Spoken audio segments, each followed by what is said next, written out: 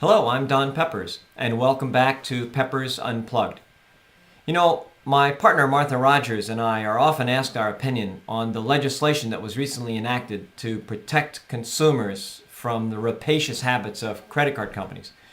And while usually we're against further regulation of business for all the usual reasons, the truth is, in this particular case, it might actually be warranted because credit card companies have built their entire business model around making money off of consumer ignorance and consumer error.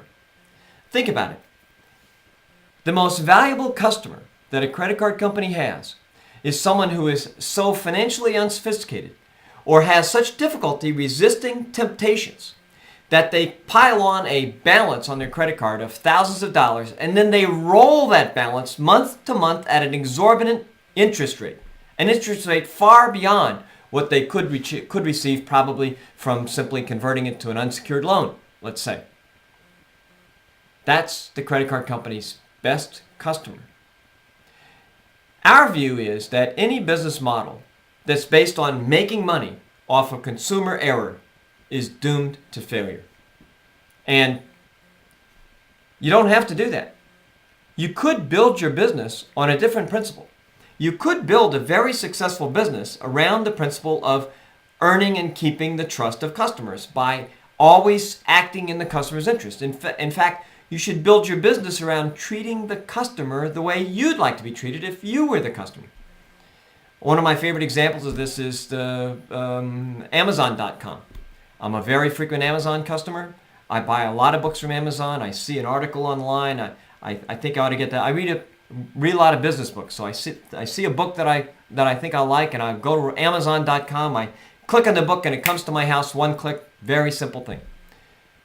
A couple months ago, I went on to Amazon.com because I'd seen a book written up in an online news article that I really needed to have, and I clicked on the book to have it come to my house, and I got warning.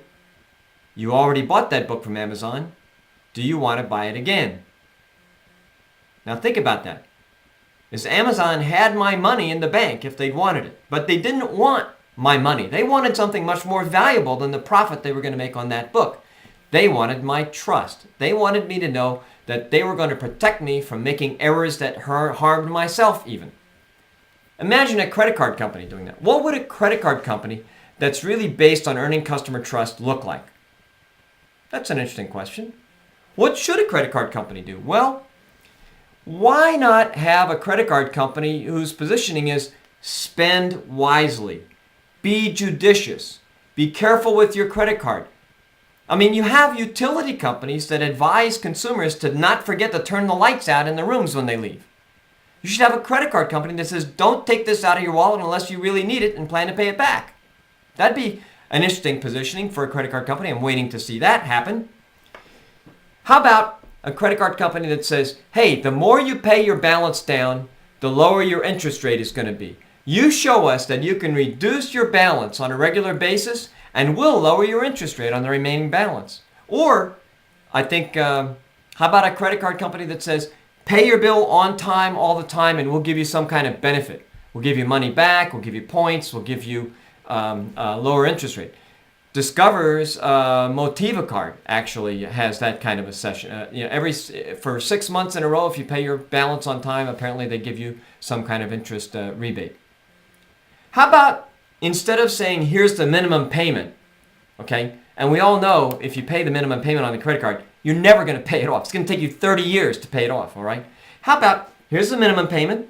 Here's the 5-year payment. Here's what you have to pay us every month if you want to pay your balance off, your current balance off in 5 years, okay? And here's the 1-year payment. Here's what you have to pay us for the next 12 months if you want to pay your whole balance off in 12 months. So we have a minimum payment.